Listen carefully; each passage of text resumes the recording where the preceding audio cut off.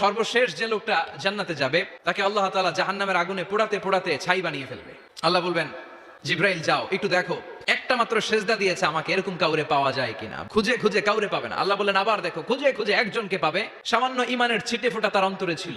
আল্লাহ বলবেন যেহেতু ছিটে ফোঁটা আছে, অনেক মায়ের খাইছে, ওকে বের করে জাহান্নাম থেকে বের করে একটা নির্ধারিত দূরত্বে রেখে দাও, রেখে দেওয়া হবে। কিন্তু জাহান্নামের আগুনের লেলিহান শিখাতে তার গা ঝলসে যাবে। সে আল্লাহর ডেকে বলবে, মাবুদ তোমার কাছে আমি কিছু চাই না, জাহান্নাম থেকে তুমি আমাকে বের করেছো, জীবন নদীর পানি তুমি আমার গায়ের মধ্যে ঢেলে দিয়েছো, আমি আবার সজীবতা ফিরে পেয়েছি, আমি তোমার কাছে জান্নাত চাই না, শুধু নিরাপদ একটা দূরত্বে আমাকে রেখে আসো যাতে জাহান্নামের আগুন আমারে কষ্ট দিতে না পারে।